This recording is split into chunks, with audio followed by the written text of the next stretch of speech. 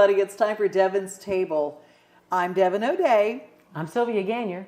And we're going to talk flour. Not flowers, which are starting to bloom in different places right now. We're going to talk about the thing that always gets argued about. There's gluten-free and there's, oh my gosh, we are keto and we're not keto and we want an almond flour or we want... It's so confusing with all the flours, but you're going to take all the mystery out of it. Well, I'm going to try.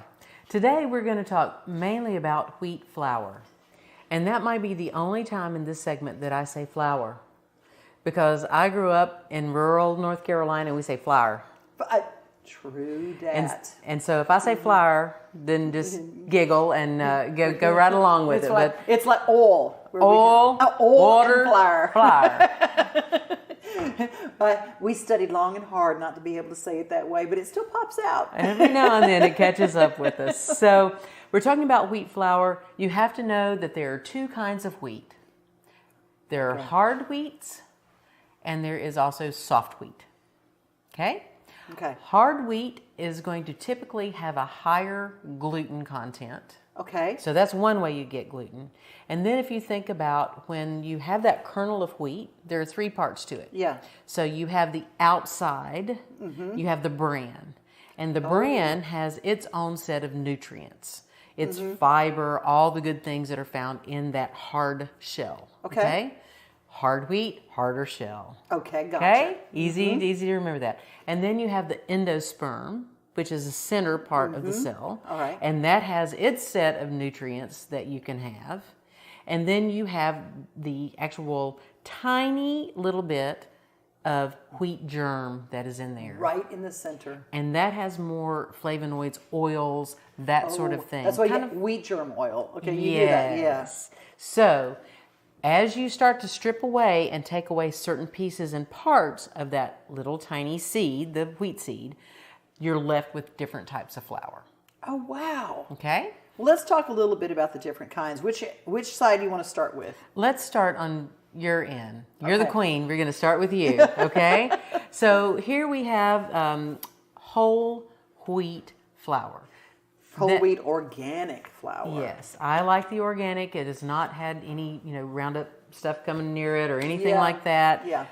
It's truly a little bit easier on your digestive system because you don't have as much chemical push for it. So whole wheat, it's going to have the bran still left, the endosperm, everything is in there, all those good nutrients. It's typically going to be a more brown colored flour.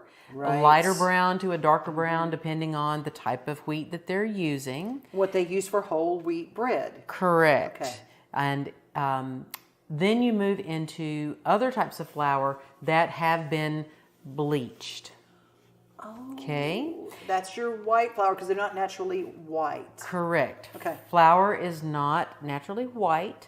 It is done one of two ways, either with a bromate or a chlorine gas. That's how they bleach the flour. Wow. So if you're really concerned about those added chemicals, go for your brown whole wheat. Your dish might not look as pretty or fluffy. You might not be able to have that lovely white cake that you can tint or dye or whatever you want to do with it, but that's what you're going to do. But you're without the bleach. But you're without the bleach. All-purpose flour, if a recipe calls for flour, they mean all-purpose. Unless they specify something in particular, AP, you might see AP, all-purpose flour is where you're going to go. Remember that the brand of flour you pick is important for all-purpose flour. Not all-purpose flour is created equal because some of the wheat has a little higher gluten in it than others. So, for example, King Arthur flour, it is usually more glutinous, a higher protein content in that flour. And that means that it's more dense. The higher the protein, the denser what you're going to make with it. And we don't ever think about flour having protein because it's so high carb and people avoid flour. They avoid things like that. But there is protein there. Yeah, the proteins are what make it kind of come together and form the bonds that make bread or pasta or anything else that a pie crust. And so now we have our self-rising flour. Self-rising flour. A little salt in it. And a little a baking leavening agent, okay?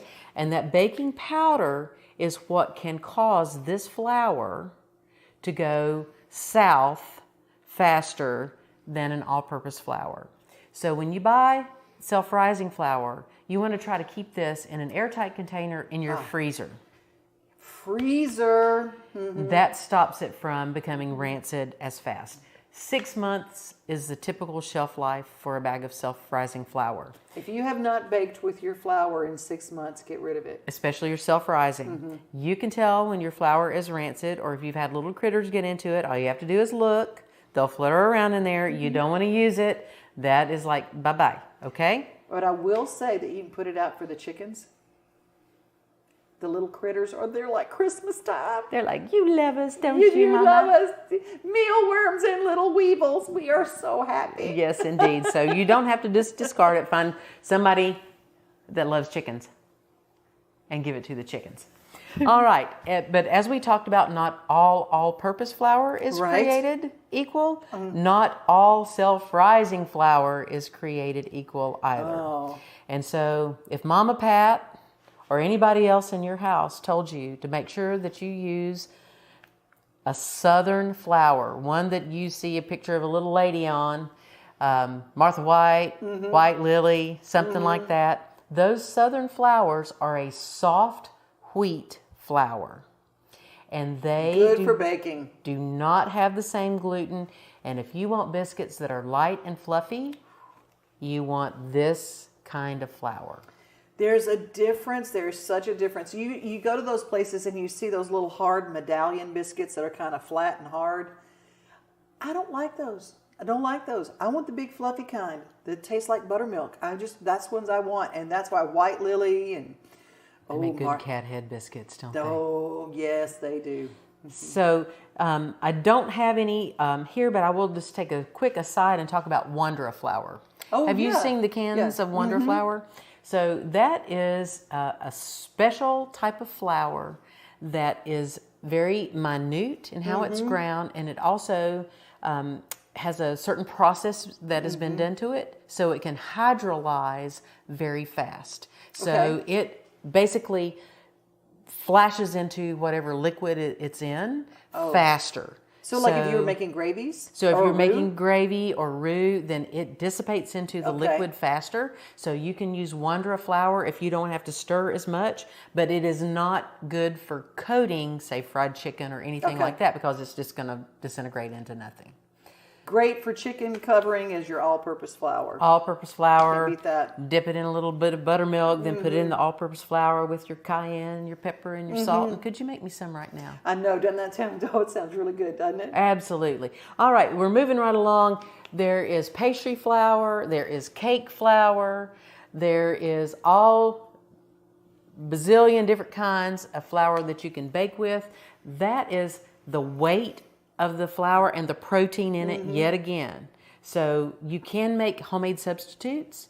Google is your friend. And so if you don't have cake flour and it's specifically calling for something, your good trusty all-purpose flour, plus just look it up, just Google it, and it will tell you. Take out 2 tablespoons, add 2 teaspoons, add a little of this, add a little of the other. Right. You can make the flour that you have on hand work. Will it work as well?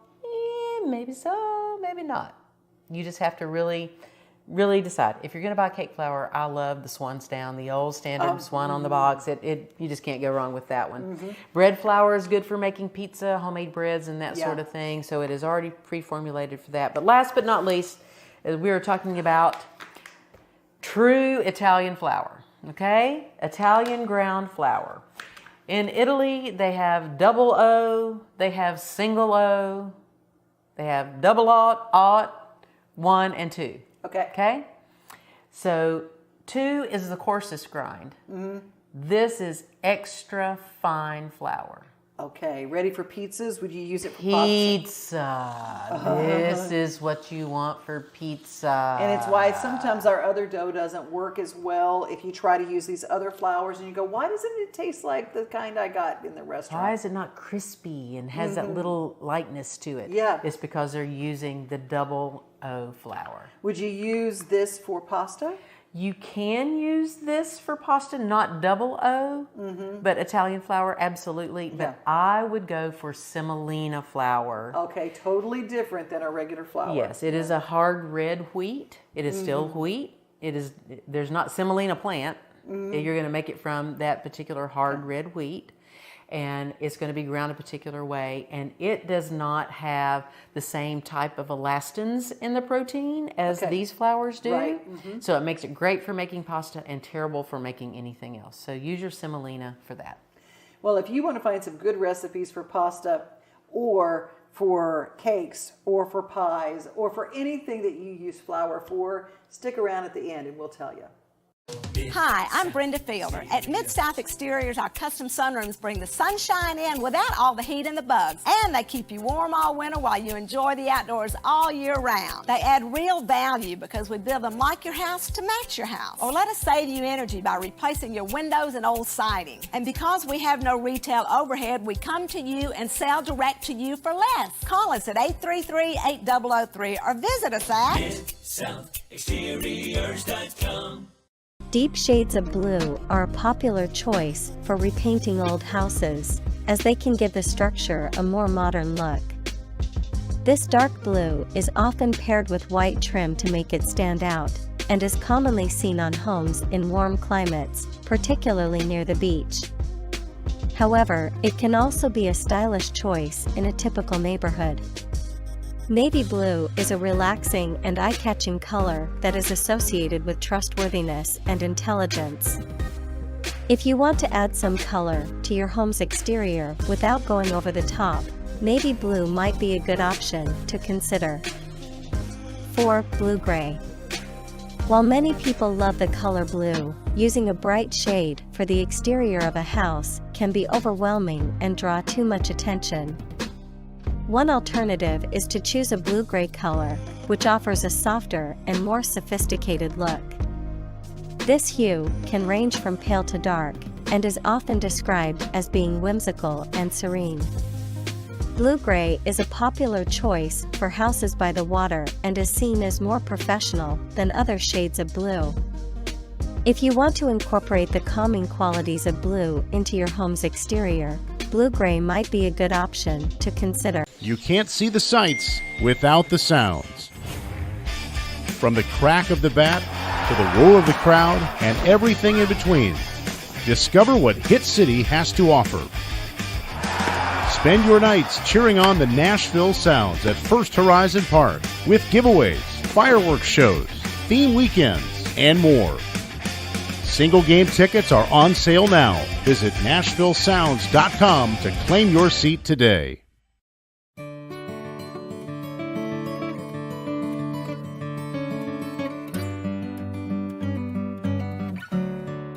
June is Dairy Month, so we decided to visit Turner Dairy, one of 3 dairies in Wilson County.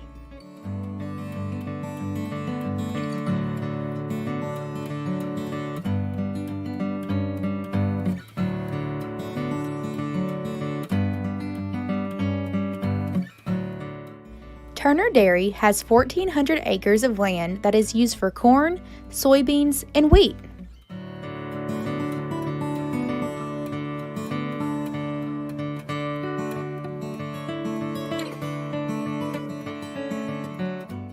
They have a little over 100 cows and have been milking since 2015.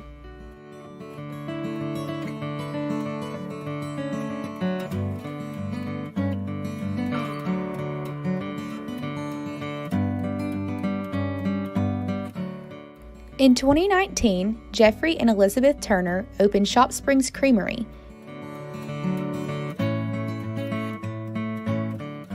The couple decided to open the creamery and take their traditional farming practices one step further to provide a local, wholesome product that they could sell directly to consumers. All the milk at Shop Springs Creamery comes from cows that are milked right across the road at Turner Dairy.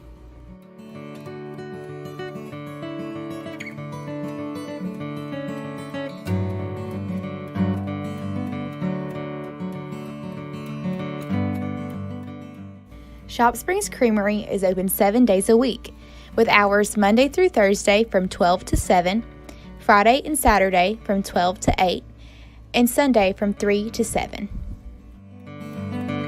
You can feel free to stop by and go inside for your ice cream, or you can pass through and get your ice cream to go through the drive-thru. They currently have 16 flavors on the menu. Any of these flavors can be put into a cup, a cone, or even be made into a milkshake. The Creamery has been a member of the Lebanon-Wilson County Chamber of Commerce since 2018. Be sure to stop by to celebrate Dairy Month. Devon O'Day here at Preds Night, Main Street Media Night at the Predators game. I'm going to play the Kraken tonight. But you know what? We have met so many amazing people.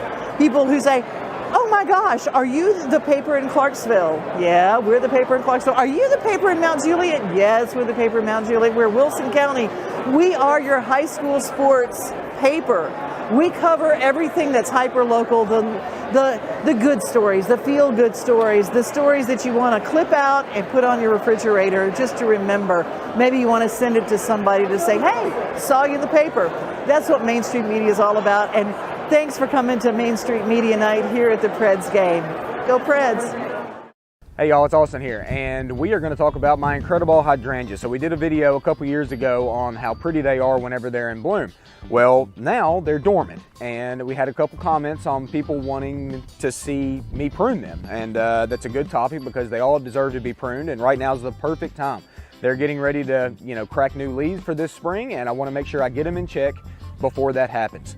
So I'm going to show you how to do that. So now when it comes to actually pruning these things, you can literally cut this to the dirt and you will see new sprouts come and new blooms form. That's not really my way to go. I really like to leave some of the old sticks up so they'll leaf out from that and then bloom off of that. And then also it blooms at different intervals, so I get kind of this like blooms a little bit lower and then a top of that as well. But I just wanted you to know that you can literally trim it to the dirt and they're going to come back and be just fine. But we're not going to do that today. I'm actually deciding to, so I see my old cut from last year's right here. You could, if you wanted to, see this bud and this bud will be where it leafs out from. And that's fine. If you wanted to, you could go in there and you could cut right above those buds, just like that, and leave those two to form new leaves. I'm actually going to take it a little bit further. I'm going to take it past my cut down to the next set of buds, which is going to be, this one sent out a stem as well, but I'm going to go even below that, and I think I'm going to get it down into like this area. So that's where I'm going to go at that point, and then we're going to get that uniform all the way around the whole shrub.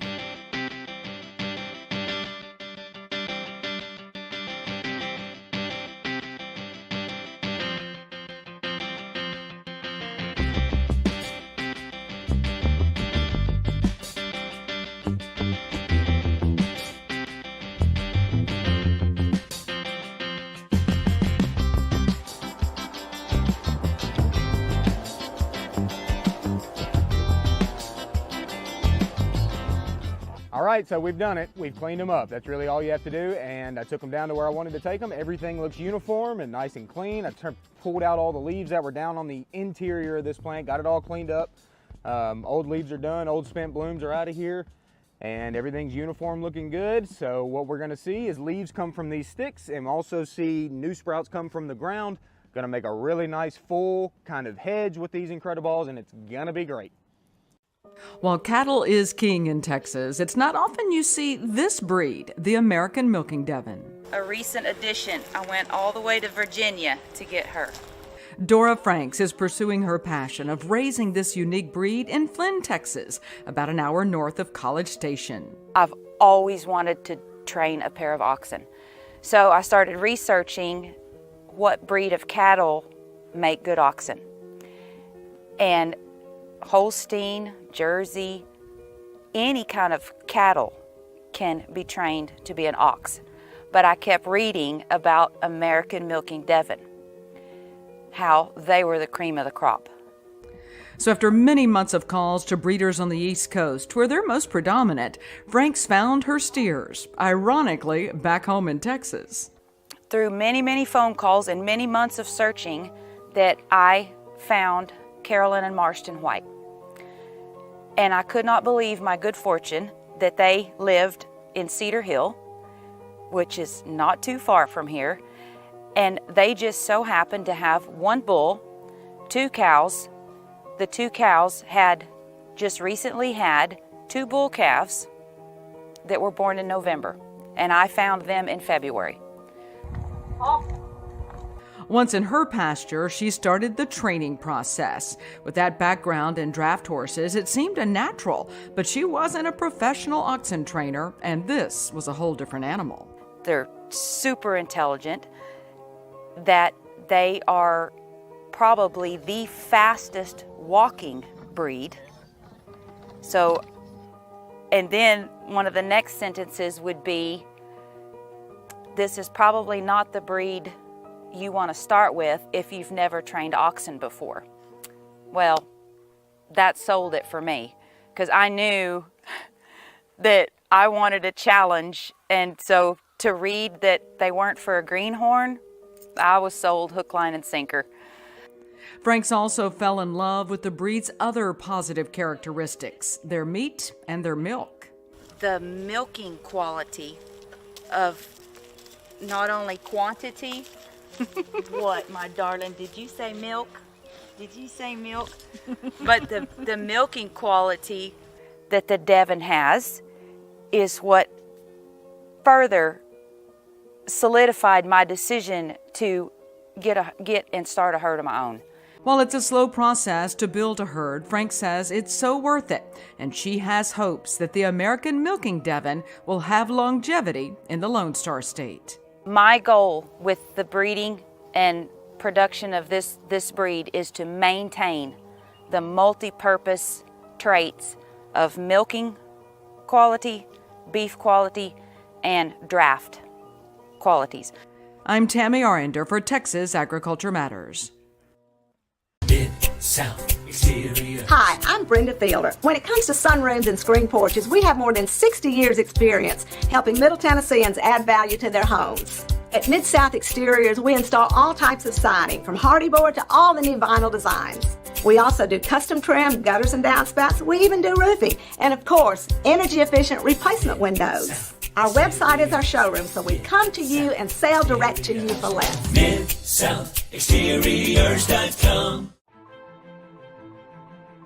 She's a culinary rock star in the Nashville area, and we are very fortunate to have her here. She definitely has her stamp on the city just by the number of people that worked under her. She's always found people and sort of nurtured them to be the best version of the cook that they can be. She showed a lot of people that were in Nashville that you could strike out on your own and kind of follow your vision and do what you wanted to do. She trusted me. She let me sort of take the reins at her restaurant and gave me freedom to sort of experiment with what I did through her vision. She doesn't try to overdo anything. It's just good, balanced, creative, fresh food. It's going to be simply prepared, it's going to taste good, and it's representative of what her style is. One of the things that she always sort of told everybody was, make it taste good. If it tastes good, then it works. Mark is a Nashville food pioneer. In my opinion, best chef in Nashville.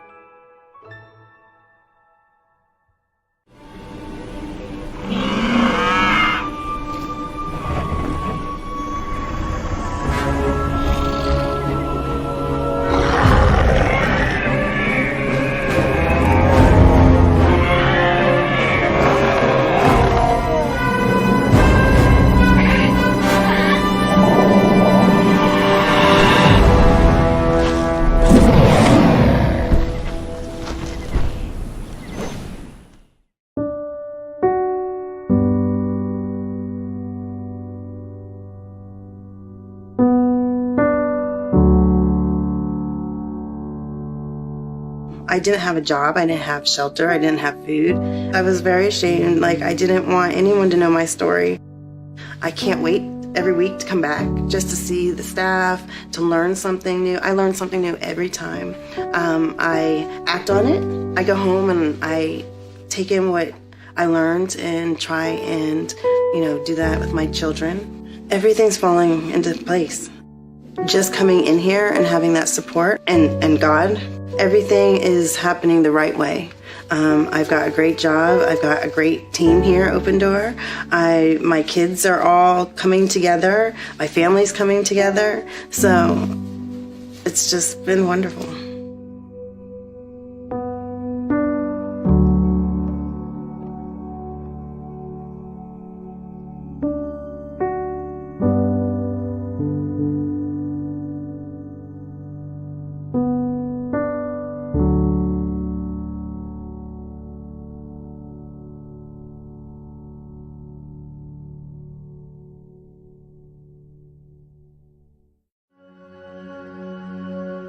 All across the country, people are coming together to speed up what we can learn about health. The All of Us Research Program is calling on 1 million people to join us as we try to change the future of health. For your family, for future generations, for all of us. Visit joinallofus.org and find out how you can become 1 in a million.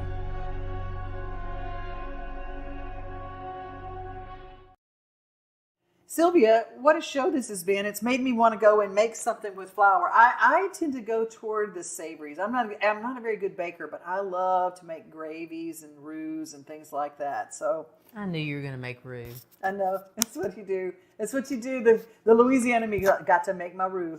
Absolutely. But maybe since you know the difference in the flours now, you might decide that you want to bake something because you'll have more success, right? Exactly, because I would try things, and mainly knowing when to get rid of the flour that no longer serves you. Have you ever had what my mom would describe as a packy cake? It's when it packs down and it doesn't really rise very much, and you go, okay, this was awful. Or the cornbread is packy. The flour and the baking powder were not good anymore. There is a shelf life, and we learned about that today. If you want a great recipe for any of this we're talking about, go to greendoorgourmet.com. And we'll be glad to fix you right up. And all sorts of good things to put in along with that stuff that you bake. You can find all the produce. You can find farm fresh meats. And one thing that you've got, can we talk about, you've got glass bottle milk. Why does milk taste so much better out of a glass bottle?